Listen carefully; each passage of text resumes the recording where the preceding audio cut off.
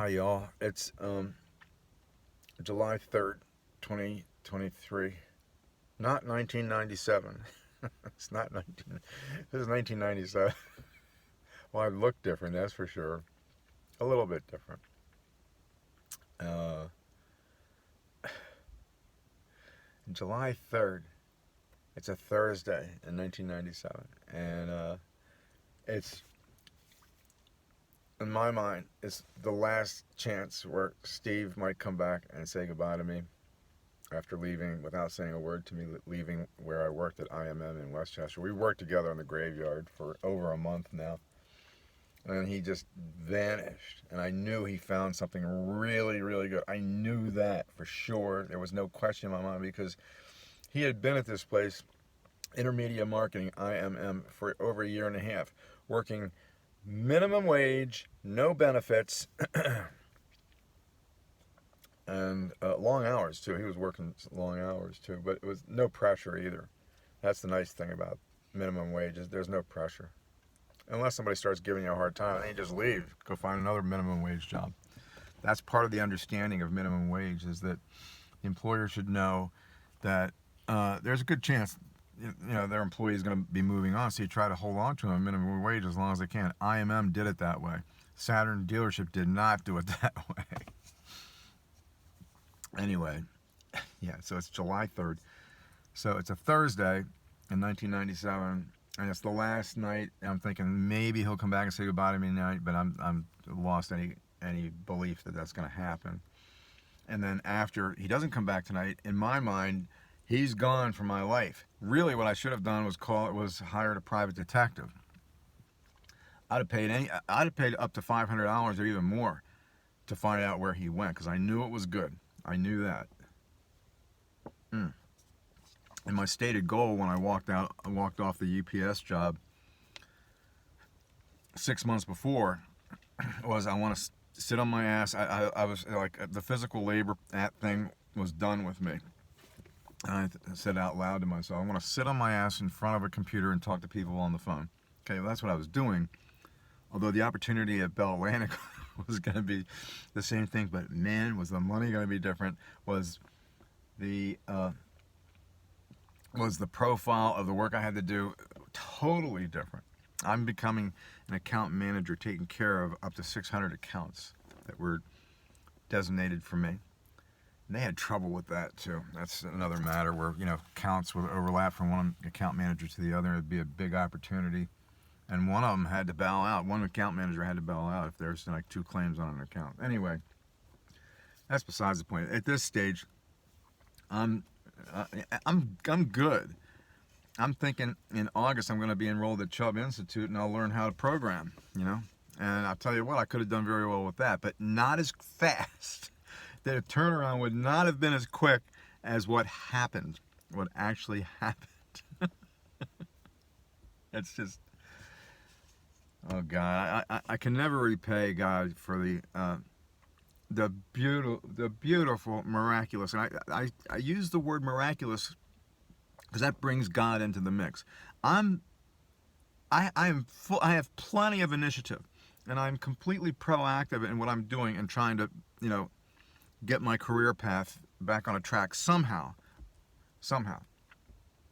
And so I'm at Intermedia Marketing till 2:30 in the morning, and then I start at Saturn at 7 o'clock in the morning doing the courtesy shuttle.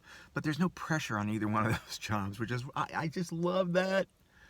And I was done with photography, and that was a huge load taken off my shoulders, trying to support myself and my children on the photography career. Just when I didn't get the videographer job on May 29th of 97, I was done with photography and videography. It's amazing. And then the biggest opportunity, money-making opportunity of my life would come 2 years later in good old 1999, where my social life was just disintegrating and crumbling in shreds. Whereas I had a professional opportunity for aerial photography. I was doing a job on a whim because I'm flying anyway, so I took my camera and took some pictures of the Exton Mall under construction, gave it to the construction company. They hired me to do monthly construction progress while I was working for Bell. And it didn't interfere with anything I did at Bell. So I said, yeah, why not? An extra $600 a month, and plus they're paying for me to keep my pilot's license current. 6 months later, like in early 2000, I want to say. Let me think. Anyway, it's about 6 months later. They call me and decide, other project managers within the company, Lathrop Construction Company in Akron, Ohio, all the other project managers wanted the aerial pictures, my aerial pictures that they were seeing on the Exton Mall project. So they called me, Martha Minogue, I'll never forget her, that phone call. She called me and said, other project managers have seen your pictures, and now they all want your pictures on their projects. And I said, okay, well, what are we talking about? And she said, well, we want you to do all of our projects all over the country once a month. This is what I've been looking for the past 15 years. And now suddenly, and this is God, there's no question in my mind. This is God showing me, hey, you hang in there and you're a true pro and you're proactive and you have initiative. Things in America, things can work out pretty good for you. The thing is, you got to be in this country. This is the only place where that happens. Anyway, so 1997 right now, it's the 3rd. Tomorrow's the 4th, and in 97 it was a Friday. Saturday the 5th, Sunday the 6th, and then Monday the 7th. My whole world would turn around for the better in a professional career sense. Like, within 72 hours. Anyway, I won't go on and on. I love thinking about it. It was an amazing turnaround for me, and it lasted 13 years. And on a professional level, my life was just spectacular. On a professional level, social level, the person I was hanging out with was not good for me. Very bad for me, as a matter of fact. But anyway, that's the way things go. Things don't always work out like the Huxtables and the Brady Bunch, okay? Sometimes things crash and burn, and socially, that's certainly what happened to me. But professionally, man, what a role. What a role. And it's... I love thinking about my professional life and like how much of a crazy struggle it was to get the business. And then on a whim, I'm working for Bell. I happen to take some pictures of the Exton Mall, send them to the company, and then 6 months later they come back and say they want me to do anywhere from 45 to 55 projects a month all over the country. That was over a $200,000 opportunity in my pocket. That's after taxes, $200,000 in my pockets. I would have had to have paid for health insurance for me and my children. That's a minimum of $2,000 a month. Okay, so yeah, $200,000. There'd be a lot of expenses, but in my pocket, when all is said and done, I'd say there's going to be like 150 to 160 grand. I just dropped my latte, and the lid did not come off. Yay! Little things turn me. Little success stories, little meaningful, happy moments are the best. Although 26 years ago, it was not a little meaningless, happy moment. It was an unbelievably skyrocket shot to the moon for my career and for my income. I love looking at my Social Security statement. 96 to 97, triple. 97 to 98, double. 98 to 99, double my income. And then in 2000, it was just a little bit higher than 99. But think of that trajectory. Take your income now and triple it for 1 year, and then double it the next year, and then double it the next year. The number's going to be good, that's for sure. And that was in 72 hours I got that deal.